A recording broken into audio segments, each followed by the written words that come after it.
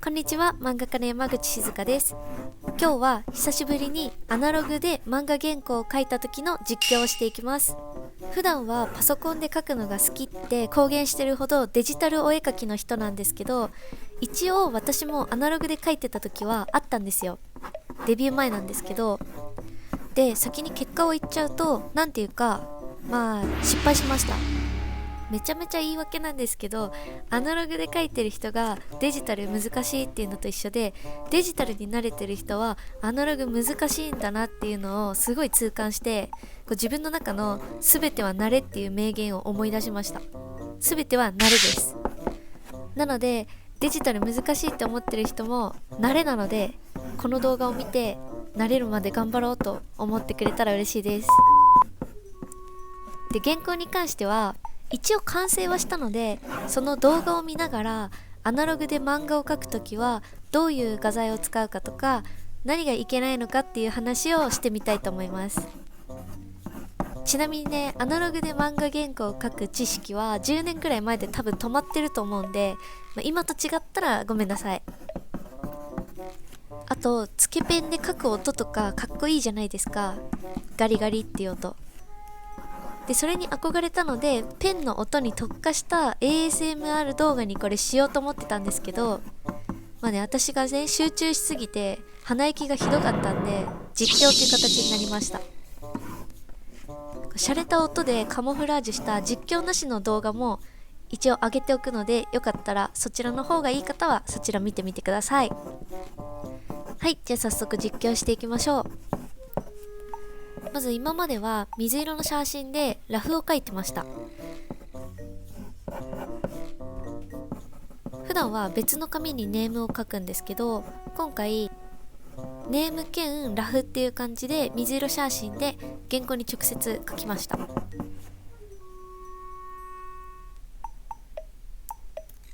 水色写真を使うメリットとしては、印刷には写らないので消す必要がないっていうことです。下書きです。下書きはシャーペンですることもあるんですけど、筆圧が強いとシャーペンのこの沈みができちゃってつけペンでペン入れにくくなるんで、今回は久しぶりで怖いので鉛筆で柔らかく下書きを書きました。で、得意な向きと苦手な向きってあるじゃないですか。トレース台を使って原稿の裏面にいつもの向きで書いて表に戻して、それをトレースしてる感じです。で、枠線を引くのは、ミリペン使ってます。 0.8 か 1.0 のミリペンがだいたい主流かなと思うんですけど、先が潰れてると太くなっちゃったりすることもあるんで、この時ね、先が潰れたの使って、なんかいつもより太いなって思いながら書いてます。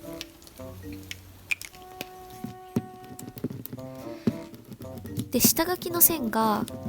濃いとペン入れがしづらいので、練り消しで下書きの線を薄くしてるところです。これあんまりね、手でベタベタ原稿を触らない方がいいんで注意ポイントです。で、早速ペン入れスタートしたんですけど、私は G ペンと丸ペンが使いこなせなかったので、カブラペンっていうものを使ってます。で、このカブラペンもね、もう何年前なんだろうって感じで、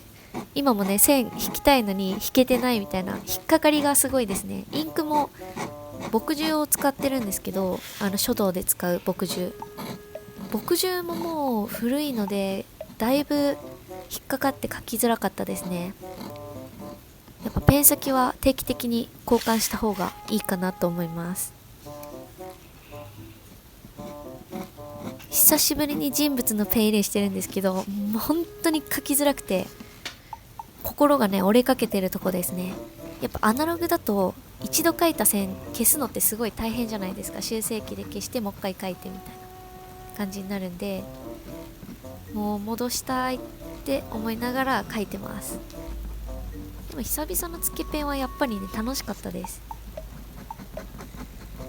で、本当はねこういう細かいところは丸ペンとかでもっと細いペンで書いた方がいいんですけど、なるべく力を入れずに書いてます。デジタルと変わらないんですけど、結構やっぱくるくると原稿の向きを変えながら書いてますね。自分の引きづらい方に線を引くときは角度を紙ごと変えちゃいますね。デジタルはやっぱ目が悪くなるんですけど、その点書き直しがすぐ効くのはいいなと思います。目悪くなるのもちょっとね、多分工夫してちゃんと悪くならないようにしとけば悪くならない人はいると思うんで、なんとも言えないんですけど、ここ結構重要なコマなんで頑張りたいところなんですけど、思うような線が引けなくてめっちゃ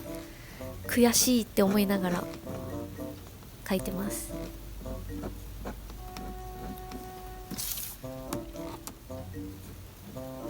なんかインクが古かったのもあってか、あんまりこうインクもう一回つけたりはしてないですね。インクが新しくて多分サラサラしてるとポタって垂れちゃう恐れもあるんで、そんなにドバーってインクつけられないと思うんですけど、いい感じにこうとろみがあるっていうか落ちてこない感じになってます。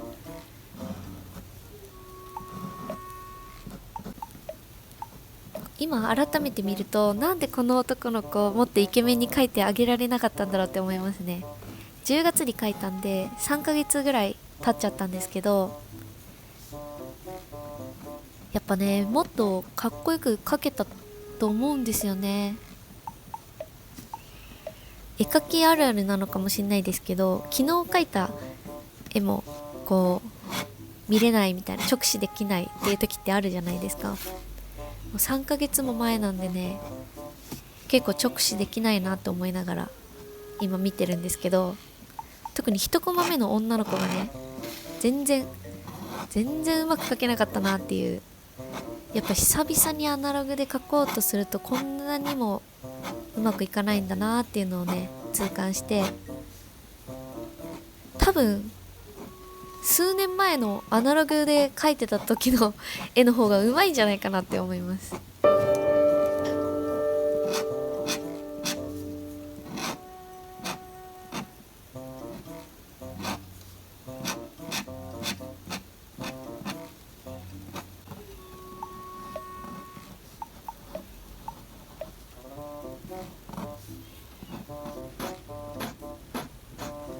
とっくに買い時を過ぎてるペンで背景とかも描いていきます。ここね、ミリペンでやろうかなって思ったんですけど、せっかくね久々のつけペンなんでつけペンで描いてます。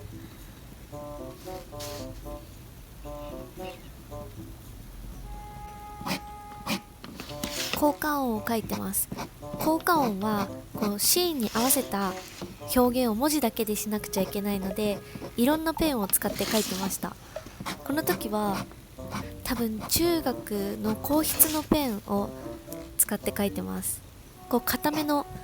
ペンでトントントンっていう硬い音の表現をしたくてこっちのペンにしました。筆ペンで書いてます。なんかピュンって感じを表現したくて、こう強弱のある線にしてみました。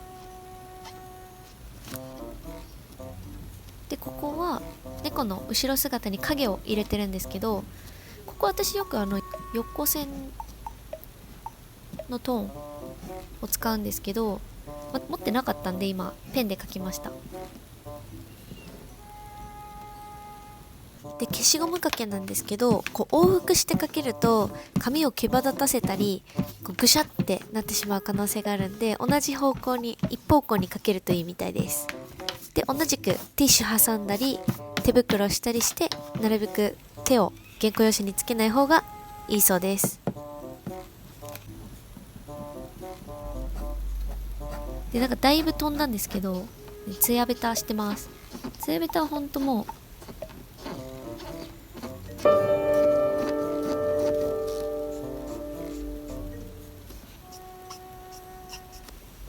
ミリペンで細かい背景を入れてってます。こうなるべくね雲型定規とかを使って線を引いた方がいいんですけど、雲型定規を持ってないんですよね。でフリーハンドで引いてますね。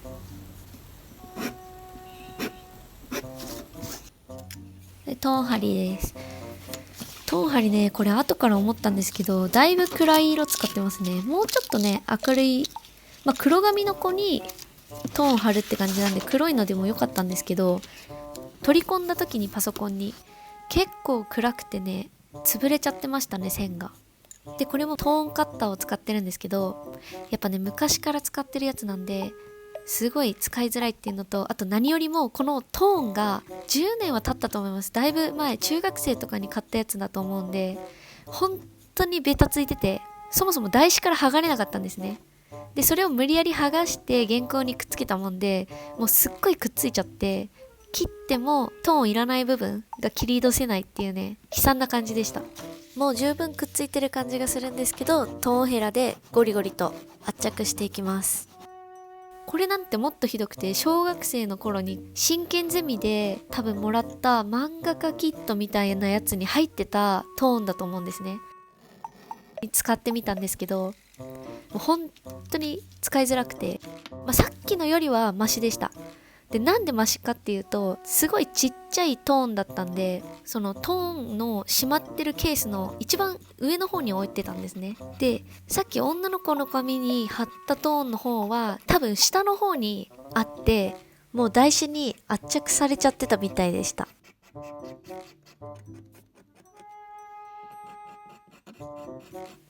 これね、ほんとトーンがベタベタしすぎてなかったり、トーンカッターがちゃんと刃がしっかりしてて削りやすかったら、もっとトーン貼り久々で楽しいってなったかもしれないんですけど、苦行だなって思いながら今ね貼ってます。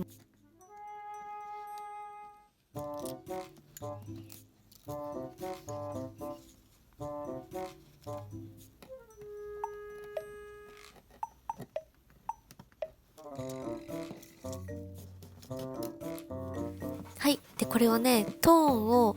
削る消しゴム、トーン消しゴムです。いわゆる砂消し、なんか硬い消しゴムです。こうなんか削るのが苦手な人とか簡単にぼかしたい時に使えるものなんですけど、やっぱりトーンを削る時とこれを使った時じゃ出来がちょっと違うので、これは好みがね分かれるかなと思います。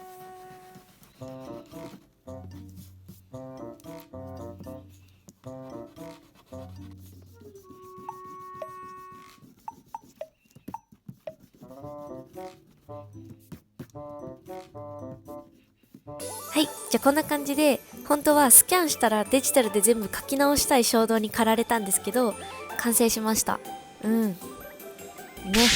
またね、デジタルで漫画を描く生活に戻るんですけど、たまにはこうやってアナログと向き合ってみるのも楽しいかなと思いました。ということで今日もご視聴いただきありがとうございました。